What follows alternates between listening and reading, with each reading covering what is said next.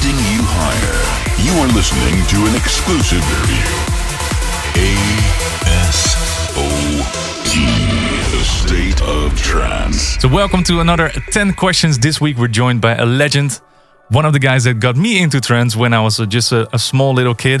Wow. Back in the days. I didn't know that, man. Welcome, Airwave. Hey, how are you doing? I'm very well, thank you. Okay, we have 10 questions for you by some of the fans.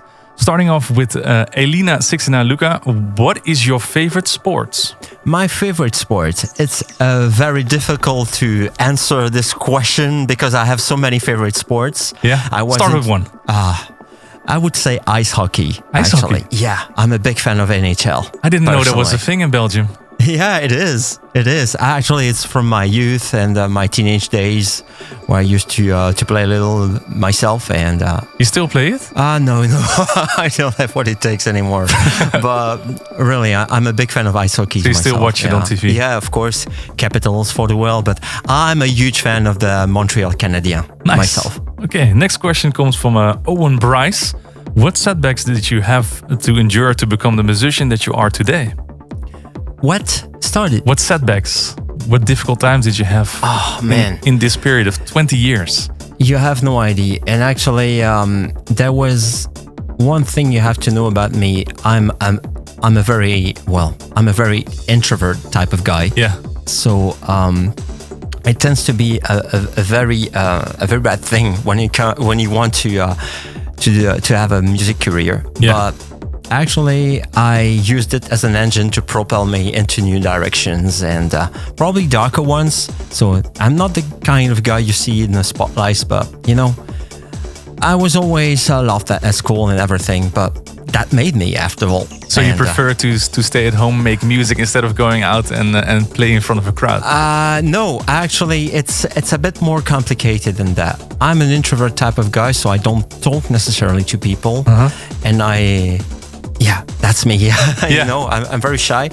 But on the other hand, I love making music and sharing it. So it works two ways. Yeah, exactly. Next question comes from Fadi in Silhouette. What is your favorite trance subgenre and why?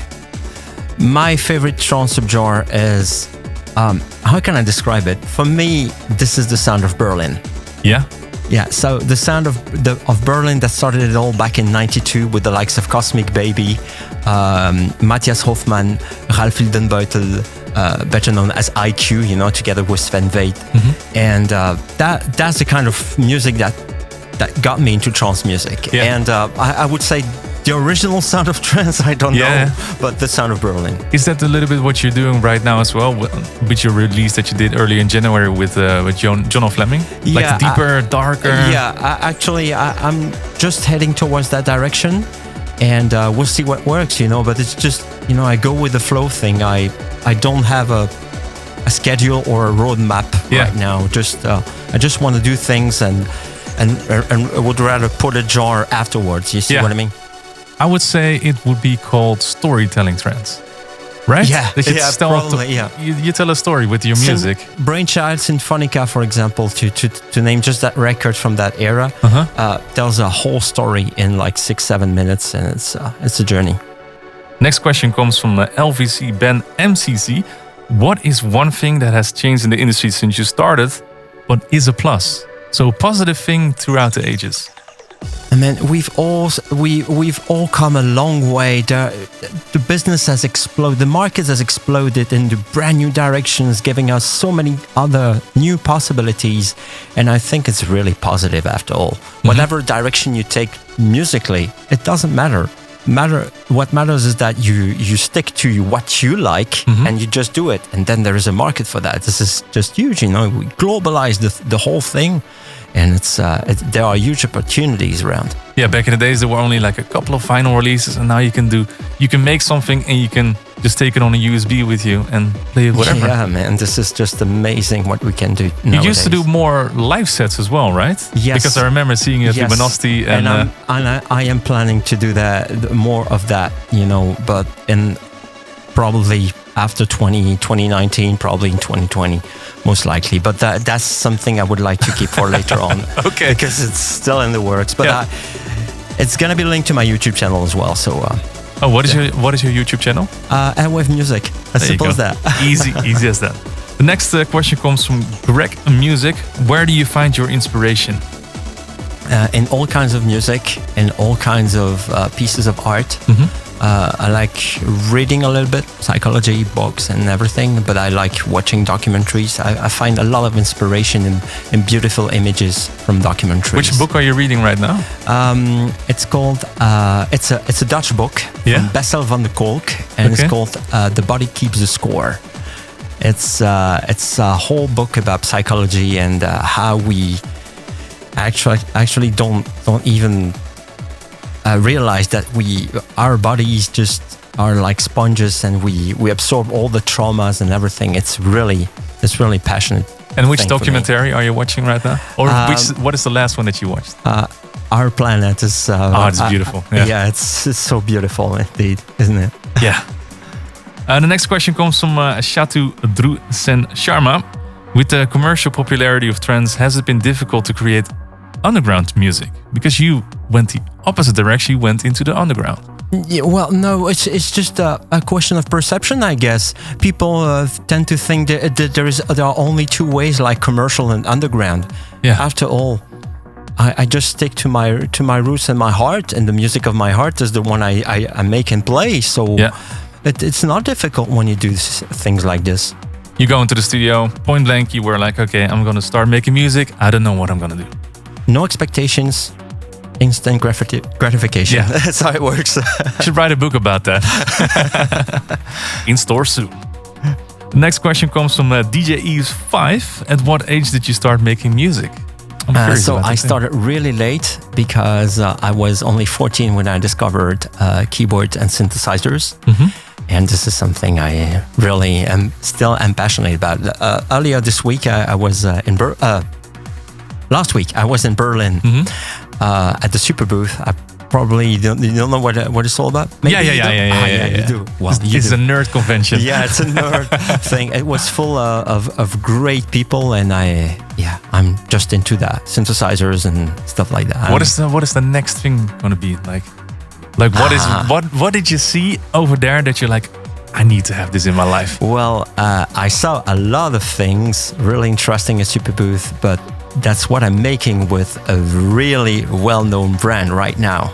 A full-fledged brand. Yes. Okay. We are working on a piece of hardware, but I cannot talk about it right now because I signed You signed the NDA. Okay.